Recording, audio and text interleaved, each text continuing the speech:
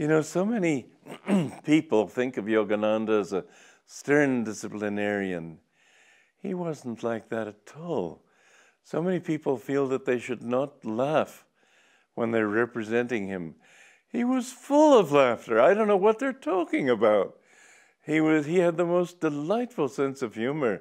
Sometimes I'd almost be rolling in the aisles, you might say, with that.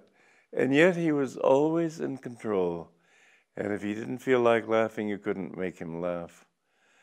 He was very dignified.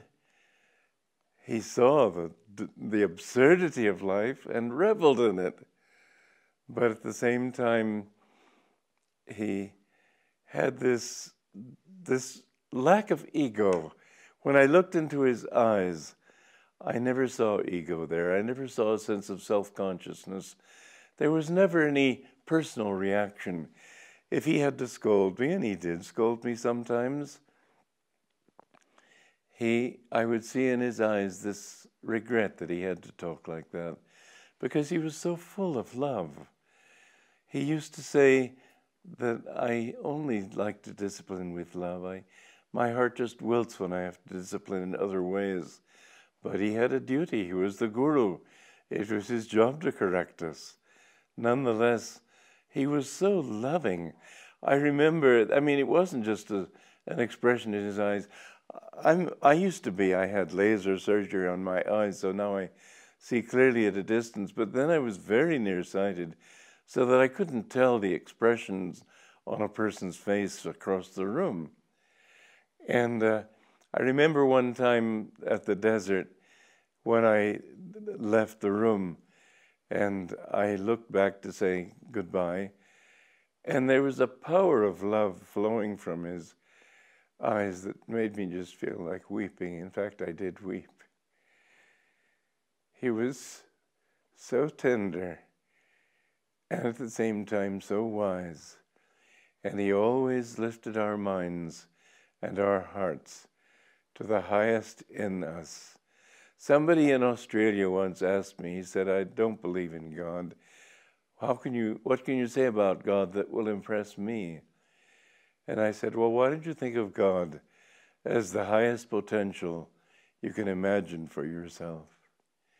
Well, Yogananda held out that potential to us. He told me when I'd only been with him a year, to grow a beard. He never let anybody else grow a beard. But he, for some reason, wanted me to. I think probably because he wanted me to teach and lecture in his name.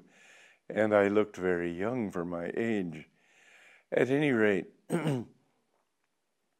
one time somebody thought, well, because I had a beard, I must look like Jesus Christ. So they wanted me to be at installation of officers or whatever they had and play the part of Jesus at Gethsemane. I didn't have any words to utter. I was just sort of to sit there and look tragic, I guess.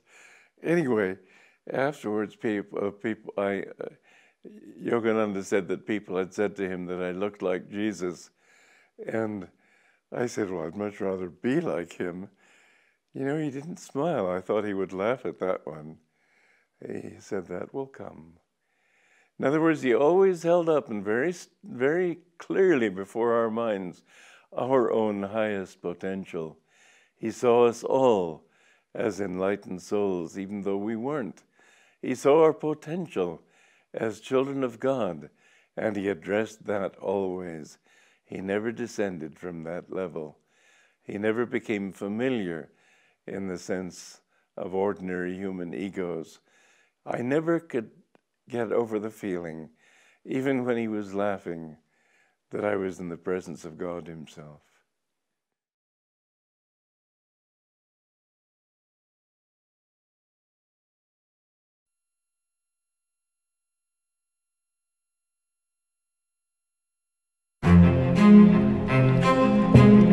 I was conscious in my mother's womb. On one side, I wanted to express myself as a human being. Yet, on the other side, I didn't, because I felt I was spirit. Yogananda happens to be what I would call a spiritual prodigy.